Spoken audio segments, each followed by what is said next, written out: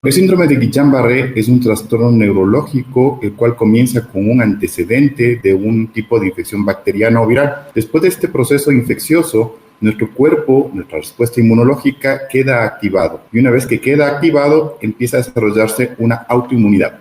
Es decir, después del proceso que fue atacado por la bacteria o virus, en muchos de los casos, los anticuerpos y muchas células inmunitarias empiezan a atacar elementos del sistema nervioso periférico. Estos nervios, que pueden ser mixtos, motores, sensitivos, etcétera, ocurre de manera distal, como si fuera guantes o calcetines. El paciente comienza a tener características como hormigueo, falta de sensibilidad, falta de motricidad, y como va de manera distal, de guantes a calcetines, va acercándose hacia la parte central del cuerpo, el cual puede traer consigo falta de respiración, problemas cardíacos, y el paciente entra en un estado de inmovilidad y falta de sensibilidad, en el cual no existe una infección activa. ¿A qué me refiero? Una persona con Guillain-Barré no es una persona que vaya a infectar a otra persona de Guillain-Barré. Es más bien un proceso propio de la persona o quien ha tenido este proceso infeccioso y en la cual se desencadenan estos fenómenos. Para conocimiento de nuestros oyentes, ¿cuál es el tratamiento que se aplica para tratar esta enfermedad? Bueno, debo recalcar que es un proceso bastante silente, inflamatorio, aunque no causa un proceso febril. De hecho, es un proceso autoinmune. Entonces, parto de la premisa de que cómo podemos frenar nuestra propia inmunidad, cómo puedo atenuar algo que mi propio cuerpo lo creó.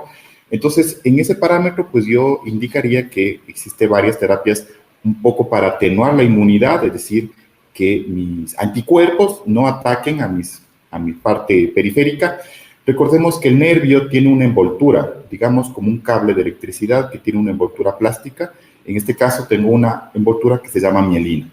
El tratamiento consiste en hacer, por ejemplo, plasmaféresis, es decir, retirar parte del contenido de la sangre del paciente para que los anticuerpos no ataquen con mucha insistencia a estos elementos. La plasmaféresis, las inmunoglobulinas, plasmaféresis son de los elementos esenciales para el diagnóstico, para el tratamiento, perdón. Sin embargo, esto está condicionado también del nivel de inmunidad que tenga la persona. Recordemos que no es lo mismo tener una persona joven, con buen estilo de vida, que una persona con comorbilidades. Sin embargo, vuelvo a reiterar, la plasmaféresis suele ser el elemento importante para poder realizar. Esto se hace únicamente a nivel hospitalario, a nivel de un tercer nivel, donde se toman en cuenta estos anticuerpos para poder evitar el desenlace fatal y progresivo de un síndrome de Guillain-Barré. En tal sentido, ¿qué recomendaciones podemos compartir con el fin de evitar contraer esta enfermedad? Perfecto. Yo creo que todo proceso es como una cadena. Cada paso, cada eslabón tiene que tener sus condicionantes.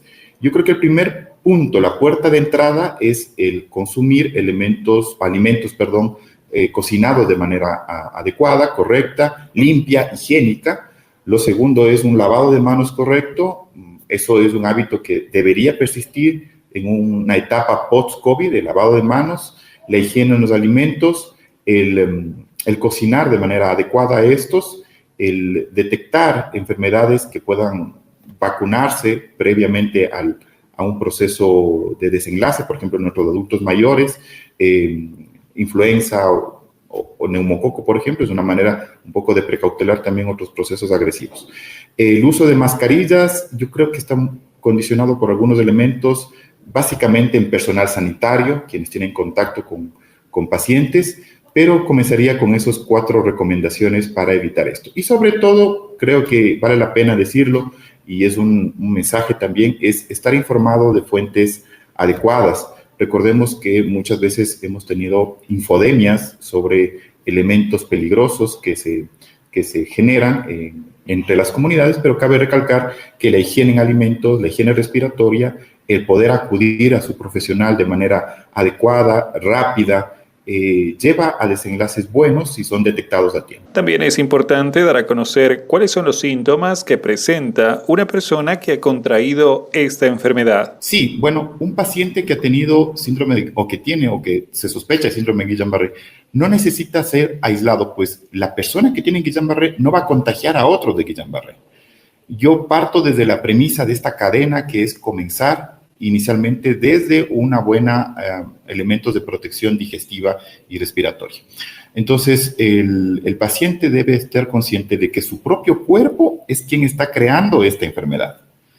Quizás inicialmente no se conoce mucho ese concepto. De hecho, hace pocos años todavía había teorías sobre el desarrollo de esta enfermedad, que como usted al inicio o a la introducción de este conversatorio lo manifestó, no es una enfermedad usual, es una enfermedad bastante rara. Sin embargo, cabe reiterar el proceso de la infección.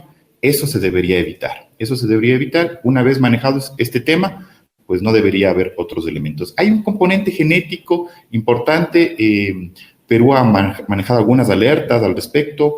Hay muchos casos que están desarrollándose. Sin embargo, creo que generar barreras de protección y el alertar a nuestra población de manera adecuada, de manera correcta, es un elemento esencial, sin alerta innecesaria, pero con las medidas de prevención y control adecuadas. Finalmente, el Ministerio de Salud Pública realiza constantemente controles y vigilancia epidemiológica. En tal sentido, ¿en qué acciones se debe poner más énfasis para lograr mayor efectividad? Por supuesto, yo creo que existen 3 elementos de alerta epidemiológica, una activa, una pasiva y una específica.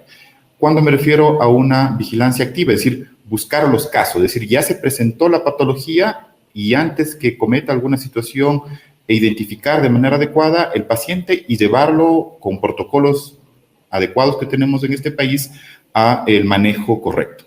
Esa es una búsqueda activa, es decir, ya el microorganismo infectó, ya mi cuerpo creó una inmunidad y por tanto necesito un control adecuado.